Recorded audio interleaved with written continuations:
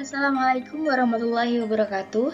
Saya Maulinda Putri Riyadi. Pada kesempatan ini saya akan menjelaskan apa itu petelaah pustaka.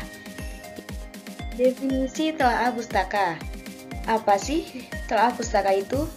Telaah pustaka merupakan kajian terhadap penelitian-penelitian terdahulu yang berkaitan dengan penelitian seorang peneliti.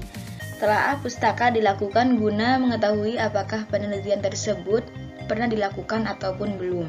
Di samping itu, telaah pustaka digunakan untuk mengetahui perbedaan penelitian sebelumnya dengan penelitian yang akan dilakukan. Selanjutnya ada definisi kajian pustaka. Kajian pustaka adalah seluruh bahan bacaan yang mungkin pernah dibaca dan dianalisis, baik yang sudah dipublikasikan maupun sebagai koleksi pribadi. Kajian pustaka sering dikaitkan dengan kerangka teori ataupun landasan teori, yaitu teori-teori yang digunakan untuk menganalisis objek penelitian. Pengertian kajian pustaka menurut Nyoman Kutharatna. Yang pertama, kajian pustaka adalah seluruh bahan bacaan yang mungkin pernah dibaca dan dianalisis, baik yang sudah dipublikasikan maupun koleksi pribadi. Yang kedua, kajian pustaka sering dikaitkan dengan kerangka teori ataupun landasan teori, yaitu teori-teori yang digunakan untuk menganalisis objek penelitian. Dan yang ketiga, kajian pustaka adalah bahan-bahan bacaan yang secara khusus berkaitan dengan objek penelitian yang sedang diuji. Proses telaah pustaka terbagi menjadi dua, yakni yang pertama sudah diketahui dan yang kedua belum diketahui.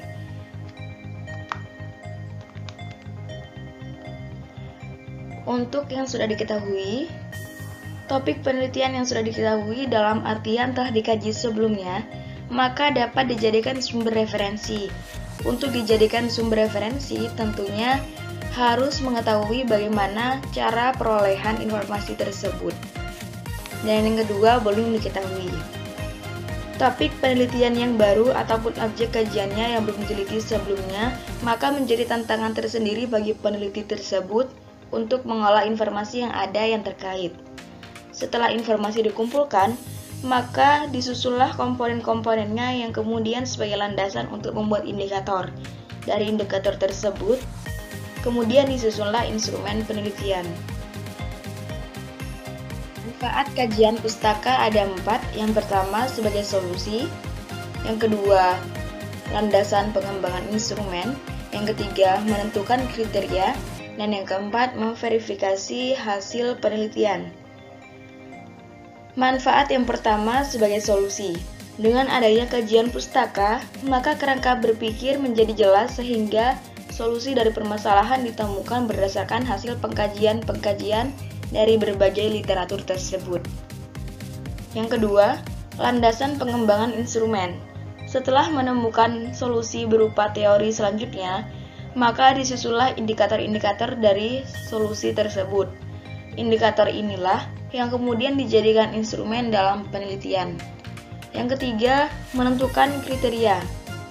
Terkait dalam penelitian evaluasi, dalam membuat ataupun menentukan kriteria dengan memulai pembentukan pernyataan terlebih dahulu.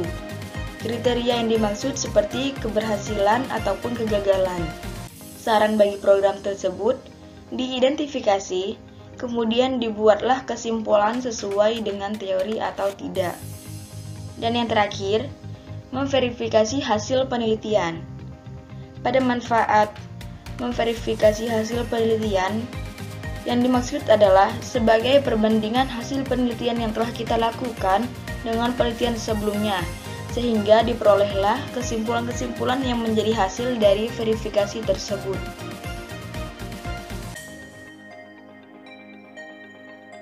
Macam-macam kajian pustaka juga terdapat 4 pembagian. Yang pertama, kajian pustaka penelitian kuantitatif. Teori dalam penelitian kuantitatif diartikan sebagai seperangkat gagasan konstruk ataupun variabel yang saling berhubungan yang berasosiasi dengan proporsi ataupun hipotesis yang memerinci hubungan antar variabel. Yang kedua, kajian pustaka penelitian kualitatif. Dalam penelitian kualitatif, teori seringkali digunakan sebagai poin akhir penelitian, yang artinya peneliti menerapkan proses penelitiannya secara induktif yang berlangsung dari data, lalu ke tema-tema umum, kemudian menuju teori atau model tertentu. Yang ketiga, kajian pustaka penelitian campuran. Teori dalam penelitian metode campuran bisa diterapkan secara deduktif, misalnya dengan pengujian atau verifikasi teori kuantitatif atau secara induktif, misal dengan permunculan teori atau pola kuantitatif. Dan yang keempat, kajian pustaka teori normatif. Kajian pustaka normatif cocok untuk penelitian ilmu sosial yang terbatas pada mempelajari apa yang dapat diuji secara empiris. Sementara masih ada banyak pertanyaan yang penting tentang politik yang berada di dalam ataupun di luar cakupannya. Cara membuat kajian pustaka. Menurut Zubaidah, dalam penyusunan kajian pustaka perlu usaha untuk mengumpulkan sumber sebanyak-banyaknya. Sumber tersebut harus relevan dengan masalah yang diangkat dalam penelitian. Berikut langkah-langkah yang dilakukan dalam penyusunan kajian pustaka. Yang pertama, menyiapkan butir-butir yang perlu mencatat informasi dari pustaka. Yang kedua, menyiapkan sistematika pengumpulan informasi. Yang ketiga, mencari informasi sebanyak-banyaknya dari bahan kepustakaan maupun internet. Yang keempat, supaya peneliti lebih mudah dalam penyusunan, perlu diperhatikan hal-hal tersebut. Yang kelima, menggunakan masalah penelitian sebagai fokus. Yang keenam, membuat rencana urutan pencarian dan penulisan. Dan yang terakhir, menekankan keterkaitan pustaka dengan masalah penelitian. Berikutnya yaitu definisi telaah empiris. Kajian empiris adalah kajian yang didapatkan dari penelitian yang telah dilakukan sebelumnya oleh peneliti lain.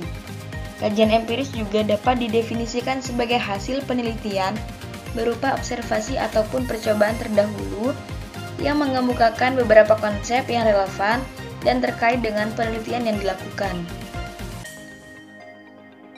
Proses telaah empiris. Terdapat 5 tahapan proses telaah empiris. Yang pertama, tahap observasi. Pada tahap ini dilakukan pengamatan terhadap suatu fenomena dan menyelidiki penyebabnya. Yang kedua, tahap induksi. Pada tahap ini dilakukan perumusan hipotesis sebagai penjelasan umum dari fenomena yang diamati sebelumnya. Yang ketiga, tahap deduksi.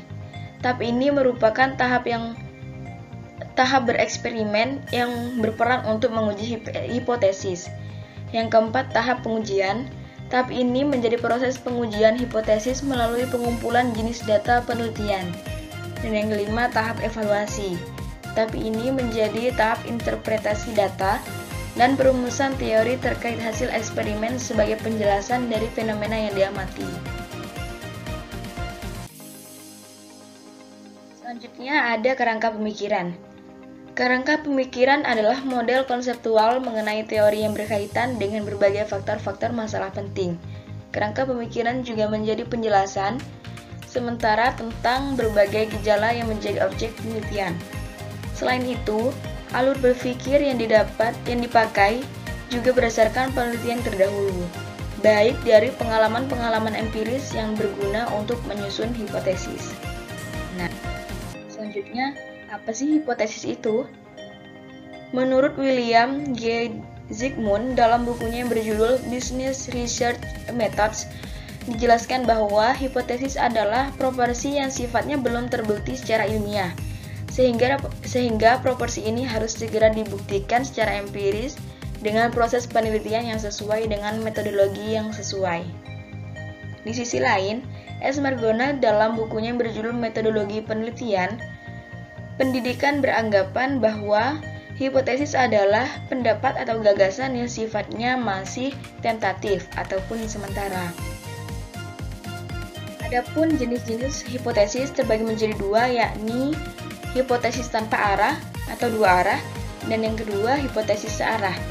Untuk hipotesis tanpa arah, rumusan dari kalimat atau proporsi yang berisi pernyataan hanya adanya hubungan atau tidak adanya hubungan. Sedangkan yang kedua, hipotesis searah, merupakan pernyataan yang menunjukkan arah dan perbedaan antara dua atau lebih variabel yang diteliti secara metodologis. Ciri-ciri hipotesis.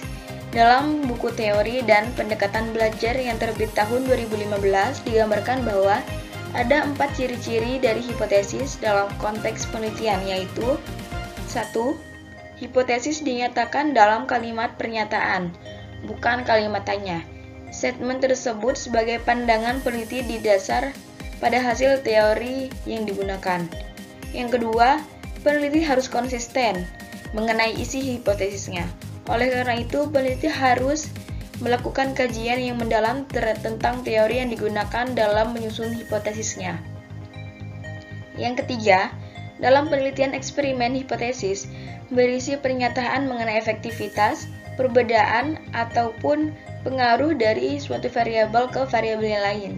Dalam hipotesis, sedikitnya ada 2 variabel yang diteliti. Dan yang terakhir, hipotesis harus dapat diuji.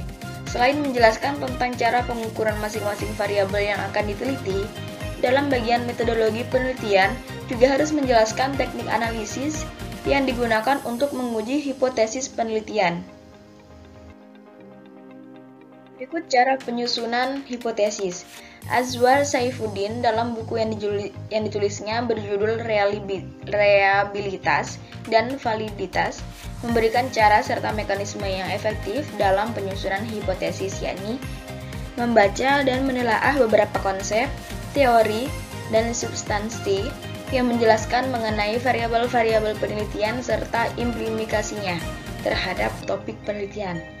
Dan yang kedua, intensitas dalam membaca dan melakukan review sistematis terhadap hasil dari penelitian terdahulu yang relevan dengan topik penelitian. Jadi kesimpulannya, hipotesis adalah pernyataan dan dugaan sementara dalam suatu penelitian untuk nantinya dapat diuji validitas dan keabsahan ilmiahnya. Demikian penjelasan dari saya, kurang lebihnya mohon maaf. Semoga dapat bermanfaat. Wassalamualaikum warahmatullahi wabarakatuh.